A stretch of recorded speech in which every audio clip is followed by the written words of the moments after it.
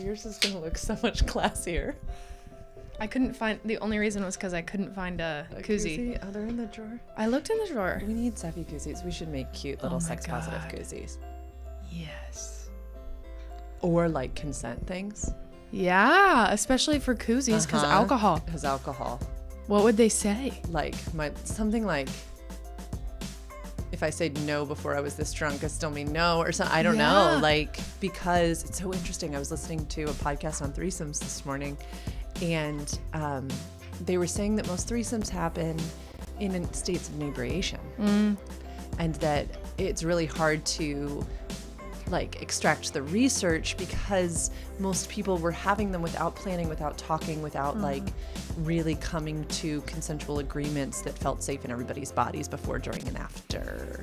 That so often there was substance involved. Yeah. And maybe one of the reasons why fantasy is so much better than reality of threesomes is the presence of substance. Yeah. And I was like, that is fascinating research. What else could a koozie say? Just because I'm drinking doesn't mean I want you. Yeah. Hey y'all, welcome to Sex Ed for You, the podcast where research meets reality. I am Lauren, a certified holistic sexuality educator. And I'm Holland, and I have a Bachelor of Science in Public Health. Sex Ed for You's podcast is for people who want to date and have great sex that is fun and safe and enjoyable. We like to empower our listeners to make informed decisions that lead to values-based living. Hey friends, Holland here. In this episode, we emphasize the importance of communication and discuss common obstacles to healthy communication. I also throw out 20 questions to ask a potential partner and why I think they're important. Check the description for a link to download that handout. Enjoy. How do you get, when you're drinking,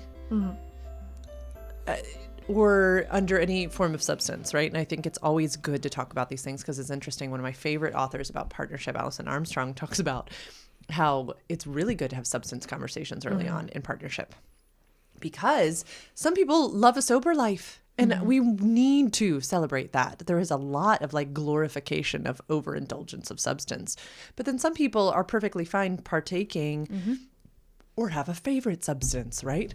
And yeah, but on substance, do you get handsy? Do you get less handsy? Do you get reserved? Do you get horny? What does your body do on substance? Horny, immediately. I take 3 sips of alcohol and I'm like, where is my person? You have something I want. And I want it now. I get immediately very frisky, not necessarily in like a come hither way, but just very like, I think what it is. Obviously, alcohol releases your inhibitions. I immediately am just comfortable with asking for what I want all day, which is just constant physical touch. I just want someone to hold my hand and tell me I'm pretty and kiss me on the forehead. That is what I want. And then I start asking for it, but I do immediately want to have sex, both weed and alcohol. Just right away. Yeah. Is there a bell curve? Is there like a point of diminishing return where all of a sudden you're like, oh, no longer, now I just need bed or something else? Oh, absolutely. Because I don't typically drink to intoxication. That's not normal for me. Okay. I'll drink to tipsy, but I don't go to like drunk because then I just kind of become a mess. I just don't like the way I feel when I'm drunk. I like the feeling of tipsy, but you can't maintain tipsy very well. No. So after I get past tipsy, I go back to sober or I get drunker. And either way, I don't want sex anymore. So you got to get me right in the happy zone of like, I am feeling life. And then after that, it's over. Is there any difference on marijuana? Oh, yeah. Because marijuana is more of an even high. Like there's not as much of a bell curve. Like you smoke and then you kind of just stay at that level until you're no longer high, I guess. I mean, it does dwindle off eventually, but it's more of just a constant elation, I guess. For those who experience that. I mean, yeah. No. Yeah. Because for me, I primarily use weed as anxiety help and like help with sleep. So I'm not typically going into smoking weed thinking, I can't wait for this experience. Like, let's go have sex. Yeah. It's more, I need help with my very loud brain. And then once I get out of my head, that's when the like horniness comes in, because it's not so much that the substance itself is making me horny. It's more so that my brain and the inhibitions and the stress and the loudness of what goes on in this ADHD riddled brain is finally like quieter. Yeah. So it's more so that I can enjoy sex without being mentally elsewhere. Yeah. I was just thinking, for our listeners and audience members and our friends who have chosen a sober life, how important it is to still find rituals that bring them to those places. Obviously, we work in like the pleasure and play field, right? I always believe that if we take something out of our life, we need to replace it with something that brings us ooey gooey juicy joy. And I think for so many people, you talk to somebody who drinks coffee, you talk to somebody who drinks tea, or drinks alcohol or uses weed.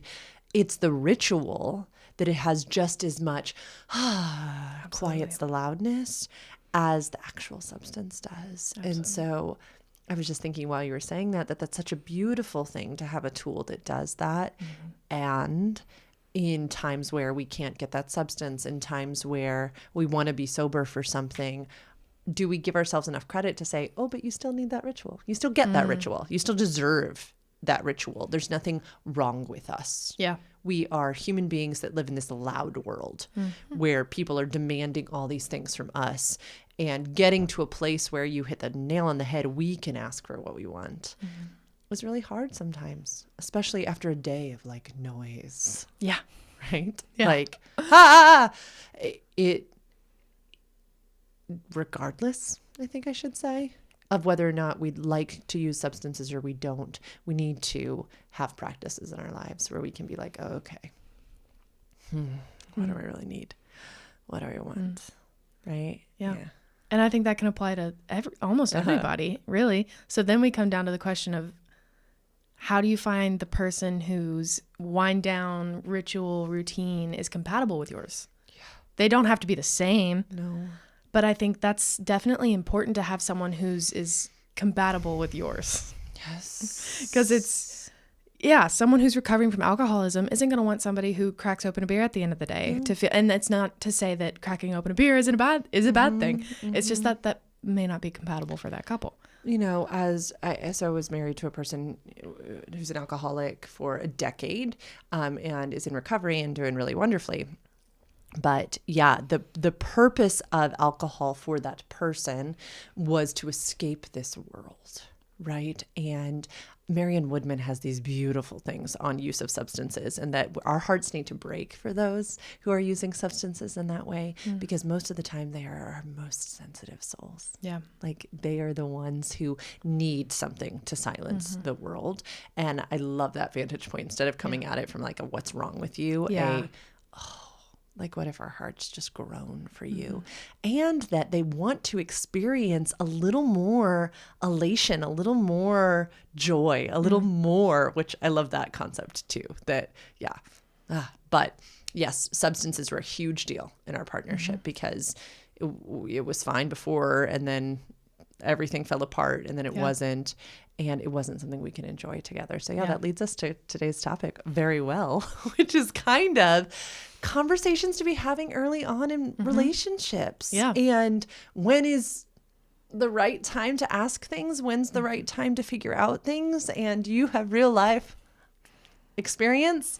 And mine's not that far in the past, but we kind of talked about on a recent episode, like, the things I was not doing in the beginning. And I'd like to talk about that today. The different conversations to have. Does it feel good to you? Yeah, absolutely. Okay. I think that so often, we won't do this step, which is figure out what we really need and want first, right?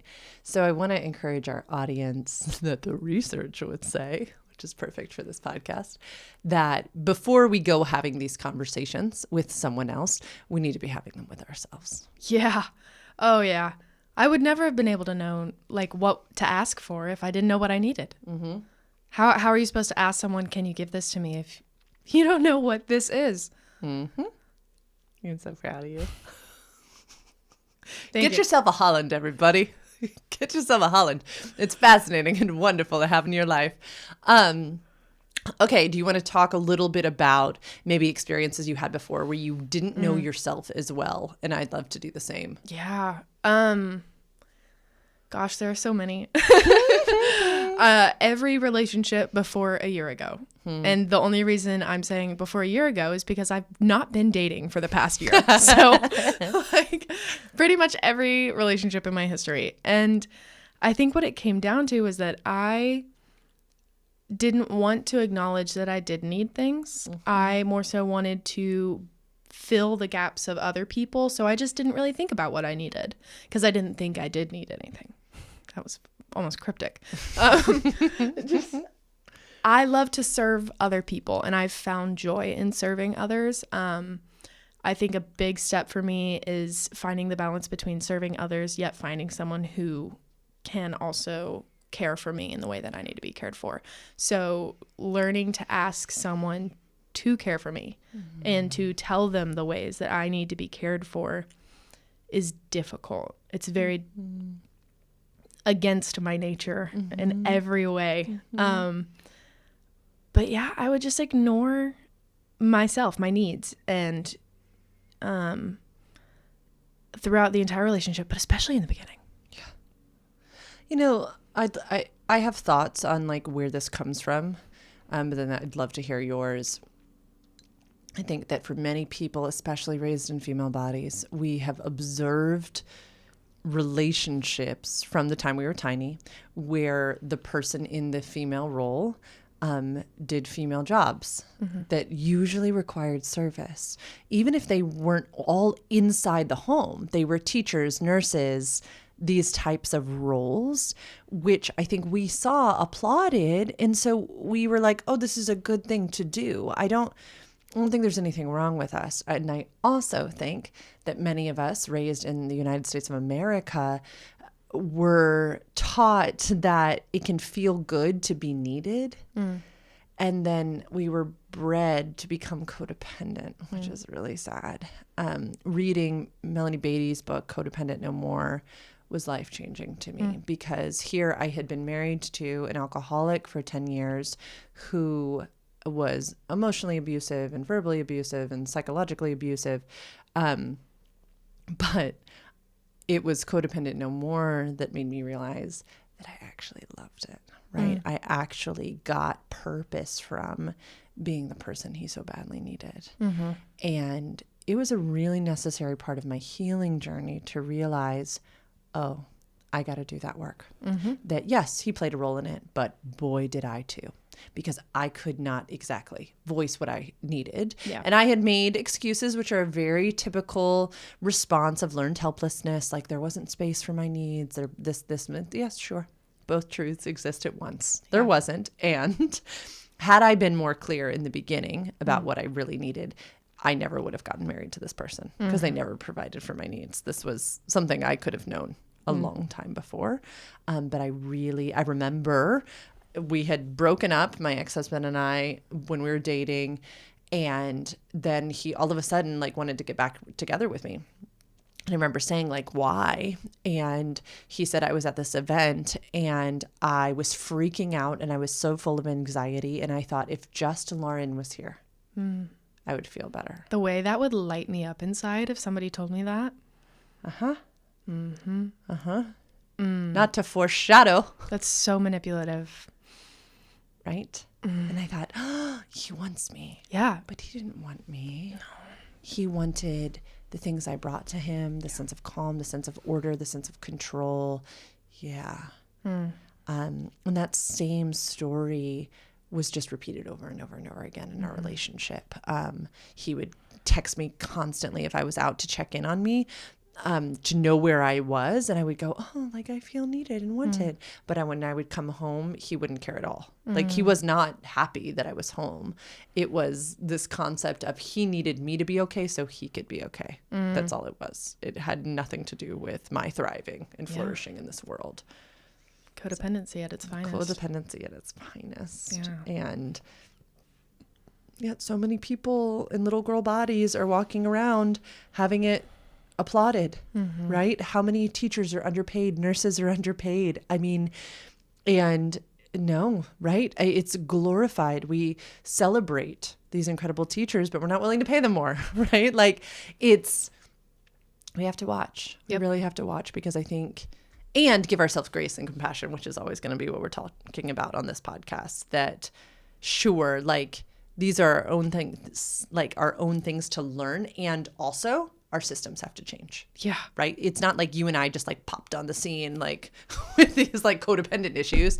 Nope. No, it is a system-wide issue that we all get to look at and be curious about together. Okay. So fast forward to now, what types of things are you realizing that you need as a human being that are really going to be things you have to stick to? Yeah. Communication's the biggest one by far. I think I, in the past, have let communication become a background necessity because I can compensate for that. I'm an over communicator. So I can compensate for those who don't want to communicate with me. But I've realized that is not the status quo. It's okay to expect someone to communicate with you effectively. What does Trey always say? The bar is so low for men. Like, it is. You expect a partner to talk to you? Wow. Yep. That, I think, like what we were talking about earlier, someone who's okay with me using weed as a medicine. Okay. It's just not something that I can currently part ways with. And that sounds negative. It sounds like it's just something I use and it really helps my life. It makes a positive impact on my life. I honestly, at this point, view it as medicine. So for me, having someone who would be judgmental about that would very negatively affect my life. Someone who, I guess now I'm just kind of describing the person that I need, but it's more so. That's fine. Acceptance of the way I live my life, and more so like not celebration of the way I live my life. Say, maybe a little more than acceptance. I was trying. Yeah. Like, sure. Bare bones, they should accept it, but yeah, no, just celebration of the fact that I've found a field that I love, someone who can encourage me in that and is not afraid of what that means for me and for my life.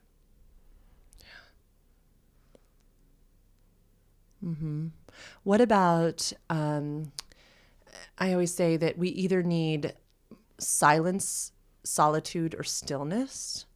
Do you have kind of one of those when you need to rejuvenate? Silence, solitude, stillness, or all three? But like, what one is like, to your soul? Silence? Definitely not silence. Absolutely. You and your music. I think it would be solitude, because it's not stillness either. 9 times out of 10 I get in my car. Isn't that crazy? A lot of people like will just pick one. I want to run in a circle. So solitude. I get in my car, I turn my music up to 5 bajillion, and I drive out to the yeehaws a few times if necessary, hours on end. I mean, I think the longest drive I've ever taken was probably like 5 hours. I did it on Monday. Yeah. It's like the most clearing thing in my soul. I just need it. Yeah, that's a big part of what I do to help sit and process. I think that's another thing, that whether dating, married, yada, yada, that partnership, again, and even if it's a situationship, right, needs to be celebrated of that. Because how many times are people in relationships with people where they need their thing, so solitude, and somebody's like, what have I done? It's like, no. See, that creates, it like churns up something that doesn't need to be churned. Yeah. And I think as partners, dating, situationships, whatever, it is something we can nurture. We can be like, do you need your car? Yeah. Right? Instead of, right? And texting and being like, what's wrong? It's like, no, can we trust? Maybe that's what it really goes back to, is this kind of like trust in who you are, in your tools. Adrienne Marie Brown says, there's your work, there's my work, and there's our work. It's our favorite.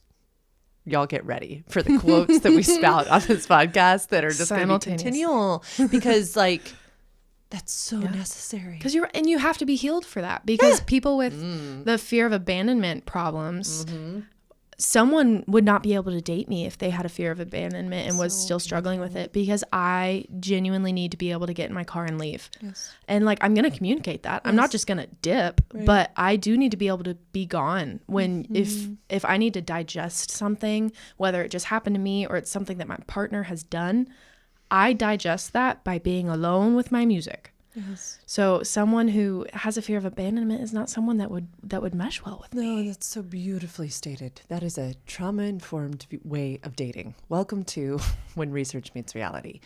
I do not think that it is consensual of us to insist that partners be at the same level of healing as we are, because that is not okay. It is not our job to determine when someone heals. It is theirs and theirs alone to decide when they are ready to step into these new things. And you and I talk about this constantly of, it is one thing to express our needs. It is another thing to demand someone meet those needs. And if someone has a fear of abandonment because of fill in the blank, it is not our job to be like, well, heal already. Yeah, no. Nope, that's their timeline. Yeah, like we don't get to do that. And it is hard. I get it. Like, it's so hard to say, like, gosh, I really adore this person. Why can't they meet this need? Yeah. It's not that we're sitting here saying it's easy. It's just. Yeah. And you've explained it to me too. And because obviously I'm dating. Good job. I think it's so interesting how you've said many times, like, you tell the person what you need, and then they tell you whether they can give it to you or not. But it does put the responsibility back on me to decide whether I'm going to leave because of that or not. Am I going to leave or am I going to stay? So that's one of the wheel of consent things. And it's just, it's difficult. But if once you view it from that point too, it makes it a lot easier to see the situation for what it is, rather than, oh, I'm a terrible person for leaving this just because they can't give me this one thing. Well, you told them you needed that thing. That person said they wouldn't provide it. And then being able to communicate it in that way of saying, hey, I really like you, but if you can't meet this need, then I need to find someone who can. That's such a beautiful way to communicate that, rather than saying, screw you, gotta go. Yeah. Or ghosting. Right? Yes. And, you know, listen, here on this podcast, we're going to talk about our mistakes too, or like the stumbles, because I don't think it's always done like, oh, that was the easiest thing in the world. God, no, right? it's hard. No. But if we could do less vilification of human beings, I just think we'd all be a lot better. If we could say like, ugh, like think how often people have the gathering where we talk about what an asshole that guy was, and everybody eats ice cream and watches some chick flick. I'm like, maybe he wasn't an asshole. Maybe he was at a certain point in his developmental journey and wasn't able to meet her needs in the way that she desired. And she should have listened to her own intuition months ago. She let it get too far. She kept letting all these little things that he is simply not capable of giving at this moment. Not even interested in giving. Yeah, and that's okay. Yes. He'll find someone who is okay. One of my dearest friends. She knows this. I will say that she dated a guy once who was very clear with her from the very beginning what he was and was not interested in providing at this season of relationship. And then wouldn't provide that thing for her. And she'd be like, why isn't he providing this for me? And I'd look at her and be like, 'cause he told you? Yeah. Like Maya Angelou says, when people tell you who they are, believe them. I not like, I want to hold space for everyone in this space, but no, why are we vilifying? If we're asking true questions, which is what you're suggesting that we try, are we really listening to the answer? Or just filtering it through ears that want to hear what they want to hear. And I get belonging. I get companionship, right? Like, boy, does it feel nice. Yeah. But I think if you are okay with that, with just searching for companionship, then you've got to be okay with not meeting all your needs. Okay, so here's a fun question for you. Because we've talked about this a lot, right? Like sometimes we have human needs that relationships, even that are far from perfect, are meeting. At what point is that helpful and great? And at what point does it get in the way of our further growth or our further opportunity to find a better version of relationship for us? So like at what point in a new relationship do you decide continue going or turn left? Yeah. Right. Because some of us have all been in like fine relationships or situationships that are giving us what they gave us. We talked about this on the podcast where we talked about the pick a color. And that wasn't great, but it provided me with physical intimacy. Yeah. The sex was horrible, right? The situation was hilarious.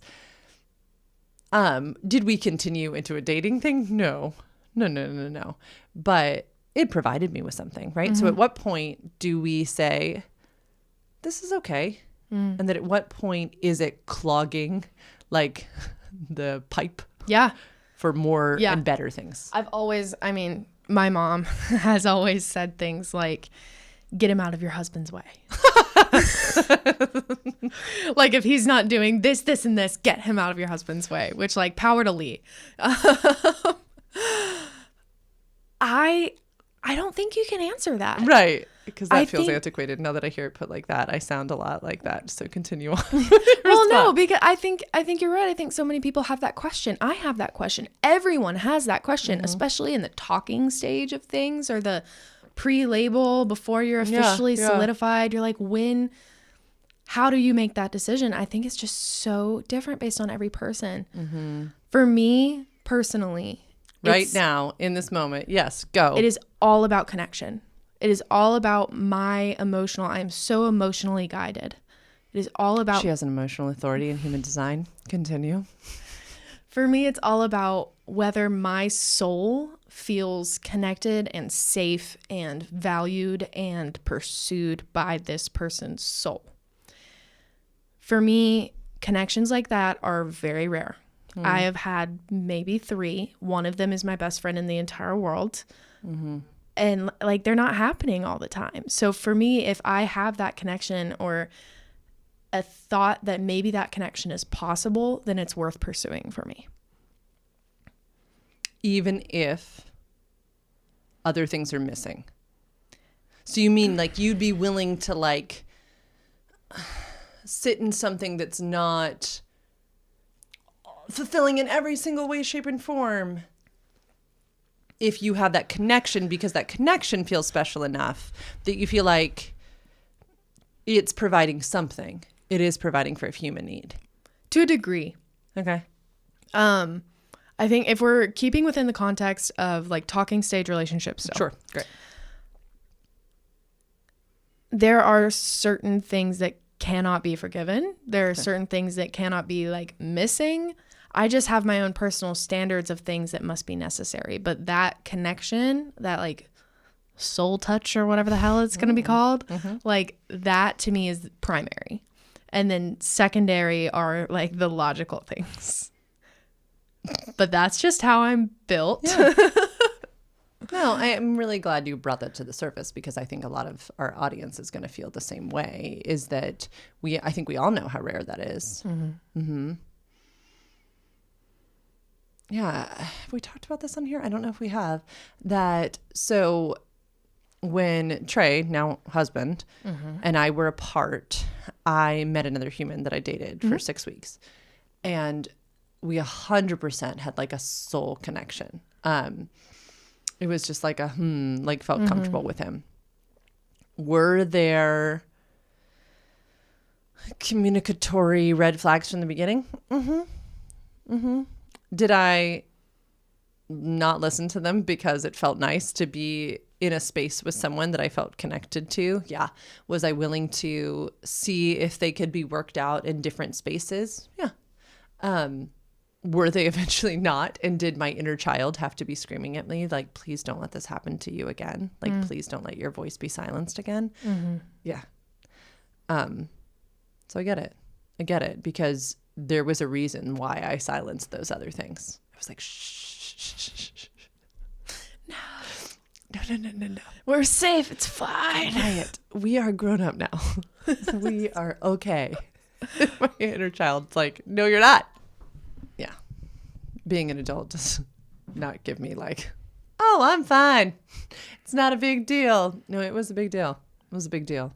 But I get that connection piece. And I think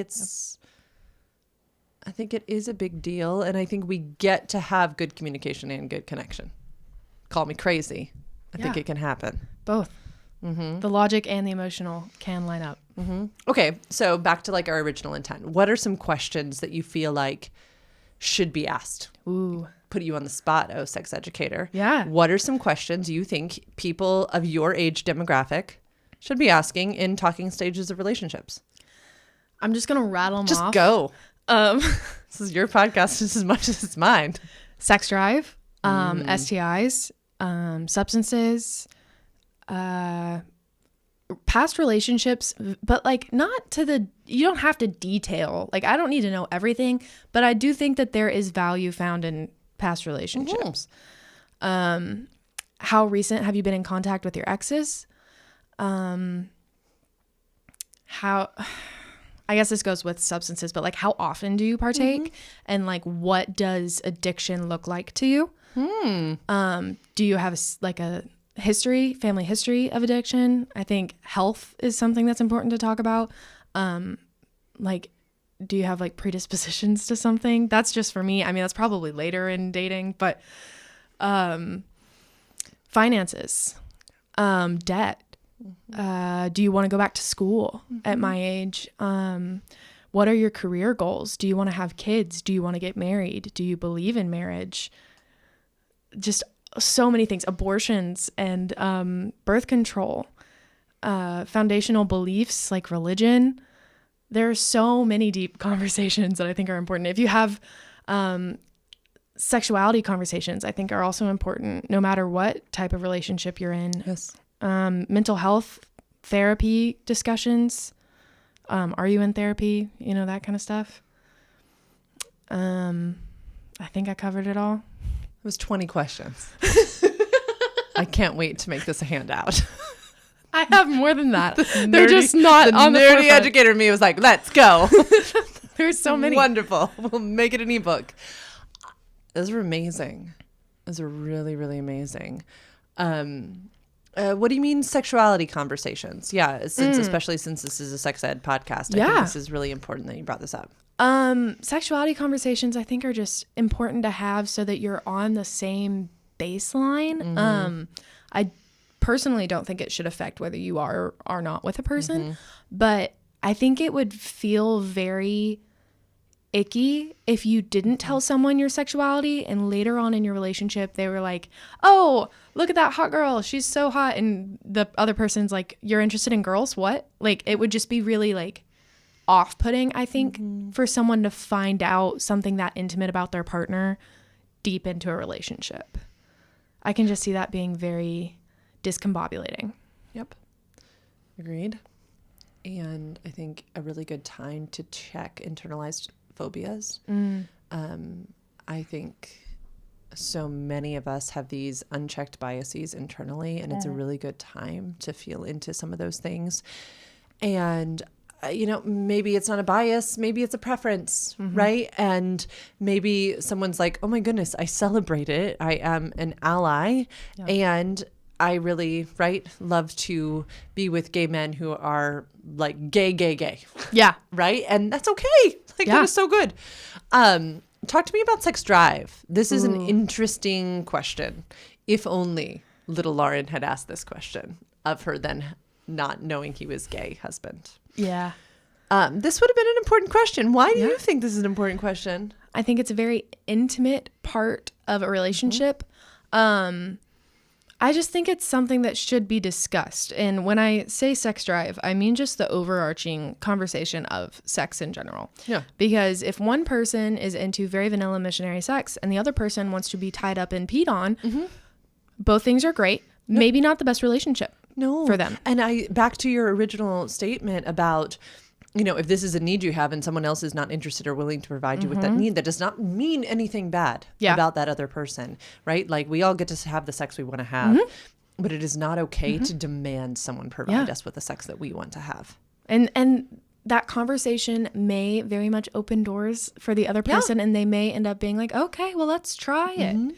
I mean, I think talking about sex in all of its capacities, sex drive, interests, fantasies, threesomes, things like that are just a really important thing to know about your partner, because otherwise, how are you going to really have the sex life that you want? How are either of you going to have the sex life that you want? So talking about, hey, sex once a week or every day, is how you can communicate to that person and avoid future arguments. Mm-hmm. Well, and I'm thinking too, obviously this is a nerdy thing, but like styles of initiation, right? The way I love to be communicated to regarding sex is fill in the blank. How does that feel to you? You know, how do you like to feel pursued, right? How do you like to initiate sex? How do you like sex initiated with you? The amount of people who tell me that their partner just like elbows them or like just winks and that's like their sign. Go time. But they want more, they want a romance style, right? Or they want soft touches throughout the day, not just the wink or the poke. These are, right? These are fun things to talk about. Again, for the purpose of giving the person like their own agency. Yeah. Which is really beautiful, especially in the talking stages. I mean, are we still talking stages? Yeah, Not even like absolutely. commitment of like naming, defining the relationship. I like to have those conversations within the talking, my brain just blanked. Stage? Yeah. Talking stage. Because for Like, maybe me, she's saying stage. Yeah. yeah, labels are big for me. Committing to a relationship is big for me. Just because, I don't know, it just is. I've just decided that being someone's partner means being someone's partner in every essence of the word. I'm not big on the whole, like, we just started dating, I'm not going to do that for him yet. No, if we're dating, we're dating. I'll do that. Like, I am your partner. I am your sidekick. I am going to be there for you. So being a girlfriend to me means a lot. So these conversations happen pre-commitment for me. That's brilliant. Yeah. Like it would be so freeing for all parties. A conversation we had here at Savvy often are like, what are the things that could get in the way of that, right? What do you think, given your experience with people in your age bracket, are the reasons people don't have these conversations? Embarrassment. That came so easily to you. Well, because that's the number one that I struggle with. Embarrassment is hard for everybody. If you have a backstory with something or feel shame surrounding one of the answers to these questions, fear of losing the person because of whatever your answer is to said question, I think a lot of it can fall under the umbrella of fear, shame, embarrassment, regret even. There's just so much, it's just negative emotions surrounding hard topics. One of my favorite authors talks often about that we can only experience the truly erotic when we have first experienced security. And in my own personal journey post-divorce, where then I was entering my like happy little slut era, what I found was my initial dating relationships, right? Like casual encounters and talking stages like yours, were so much less fulfilling than the ones further on in my journey because I was less secure in myself. That until home was here. Yep. Home was not with another person. Home was here. Yeah. Right? Coming home to myself. Until that was like understood, when I would have a one night stand with someone, I would want it to be so much more than it was, right? And I would find myself hiding pieces of myself because I wanted to belong. I wanted to be kept, be held, be part of something, be part of someone. And it was a lot of work. Yeah. It was a lot of work that only had to do with me. Didn't really have to do with anybody else. There's a sound trending on Instagram right now. Why have we not used this sound? Well, it's a girl saying, when you're dating me, you're competing with me. I'm at the point in my life where I am so happy with who I am. I want to go home and I want to hang out with myself. I want to be alone. I want to eat lunch alone. I want to go to movies alone because I love me. You are competing with me. You have to be so good that I would rather see you than be alone. That's harder than competing with any other man. And I love that. there was this moment where I was scrubbing my tiny little floor in my tiny little basement apartment when I had no money to my name, and I was still happy. Yeah. And my music was playing. The door was open. Like I was doing all the things I wanted to do. And I had that exact thought. I thought, I'm happy. Like, if this is as bad as it gets, like, I'm good. I'm good. And so now any person is competing with this, right? Like their presence is going to need to add to this. Yeah.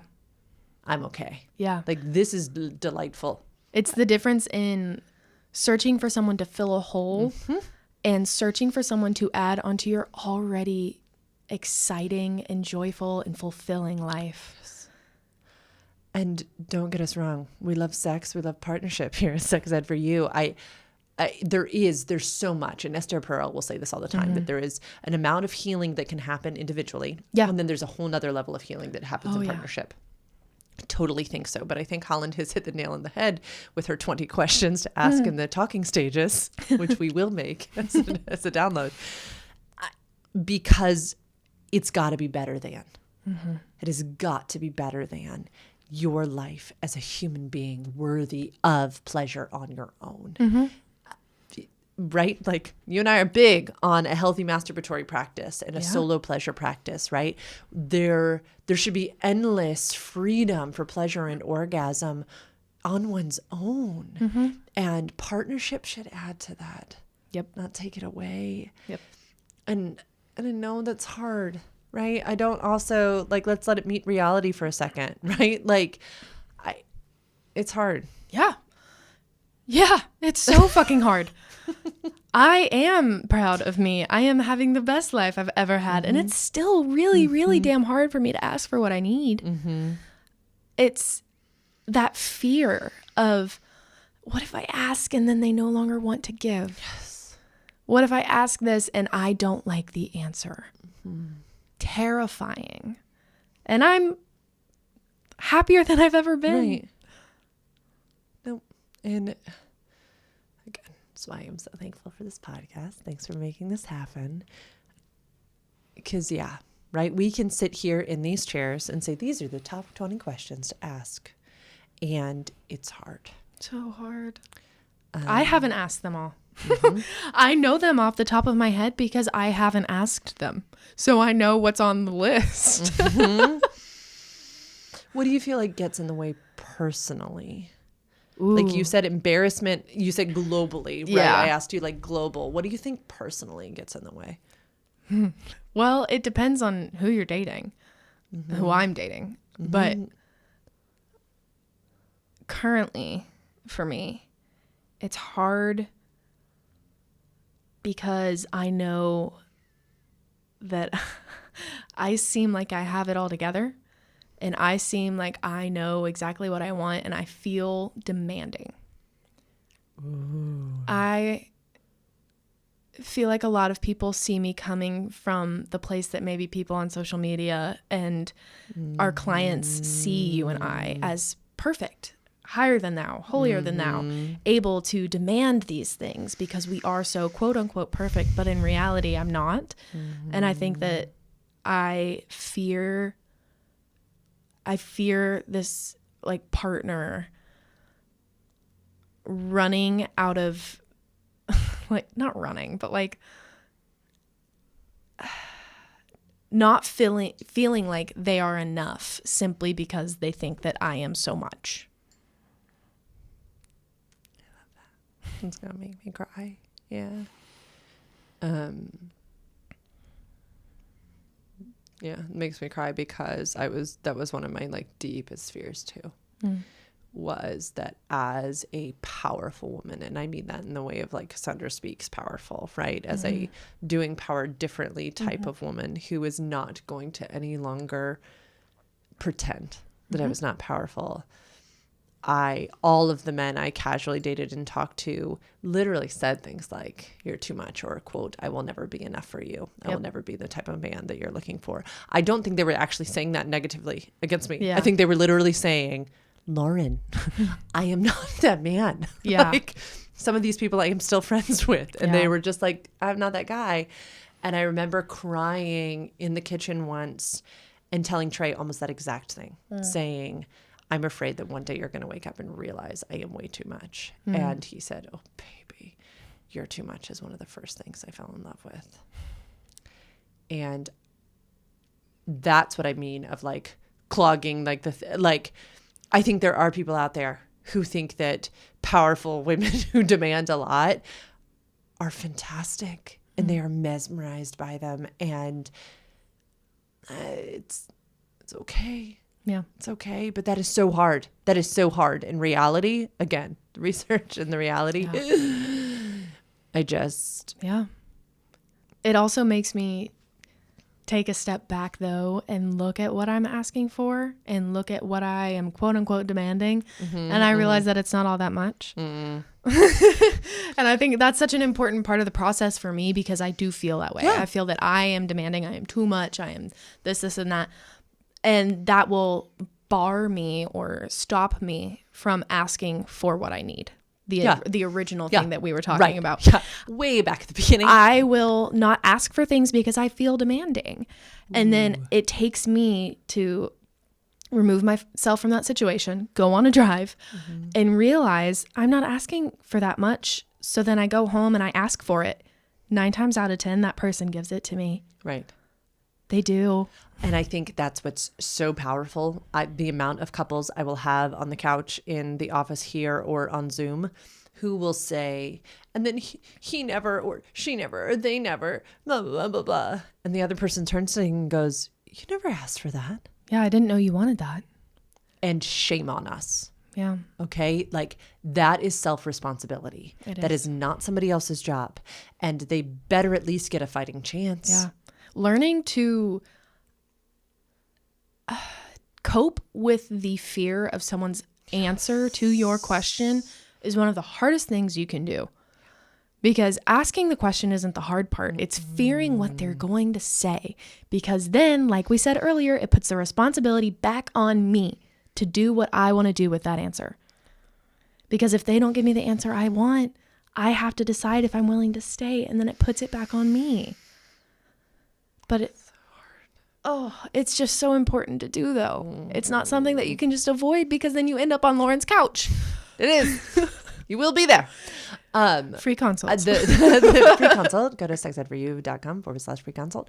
The fascinating trauma-informed angle of this is so many of us as little children, when we tried to ask for what we needed, wanted, or desired, had our hand slapped. Yeah. Right? Had this experience of no, right? So many of my clients can tell me these fascinating stories of asking for something they wanted only to be told they were being selfish. And so I think it's a very important self-reflection exercise to say, okay, why is my body scared of asking for what I want?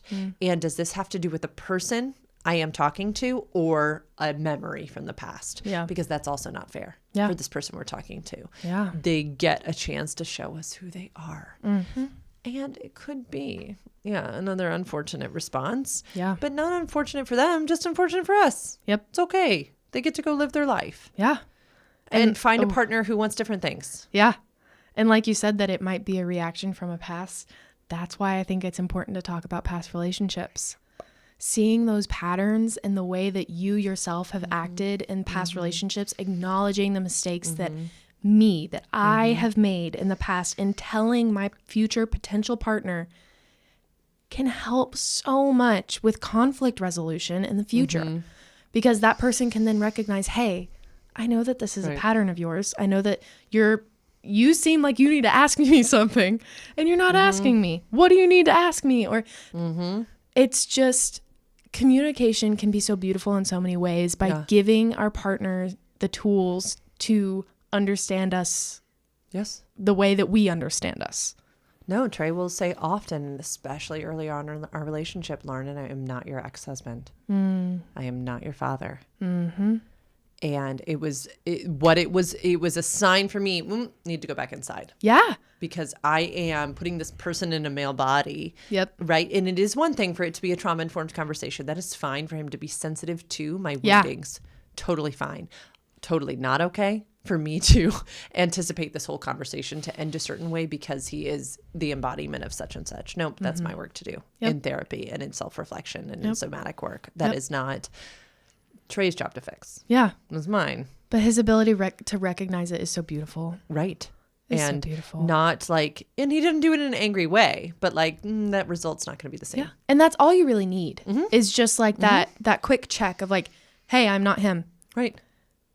And then that puts the responsibility back on you to say, oh, you're right. And I need to go sit with myself or I need to go to therapy or insert whatever you need to do to heal that part of yourself. But it's not your partner's responsibility to do it for you. It's no other humans. Yeah. Him being able to say, hey, is so beautiful. No. Thank you for your amazing list of things to ask early on in partnership. And also thank you for your transparency. I think that's one of our hopes with this podcast is that y'all can see that there's research and then there's reality. And I think we're humans who are not doing things perfectly. Yep. And we are committed to saying that a new power paradigm looks like doing things with transparency and doing things with a non-hierarchical position and saying, no, we're learning too. Yeah. And I hope we always are. I hope that there's always this like, ooh, wow, that's cool. We'll keep each other in check. Yes, we will. Yes, we will. Any closing thoughts? Communication. It's important. So important. I think that's what all 20 of the questions come down to. Communicate about who you are, what you want, and where you've been, and where you want to go. She said it perfectly, folks. Thank you for coming to this episode of Sex Ed for You with Lauren and Holland, where research meets reality. If you want to know more, and you're like, wow, that's a great 20 questions, you should click the links in our resources. Because I'm sure by the time this goes live, you will have this handout because it's a good one. I'll make it this weekend. But also if you're like, okay, that's a great handout, but I need practice on how to actually tangibly deliver those things, you can go to www.sexedforyou.com/free consult and request a consult. Holland will decide whether or not you can get that consult. I work a lot with individuals and partners and parents and throuples and polycules to do this exact thing that Holland's saying, to learn to communicate. And it's my deepest joy, Remember, these are our thoughts and opinions. We want you to go make your own. We don't think that we are the end all be all. This is not like magic. Research, do your research. It's really, really fun. And this is not like a how you should go live your life podcast. This is a how we are doing it in real time podcast. So thanks for coming to this episode of Sex Ed for You. We'll see you soon.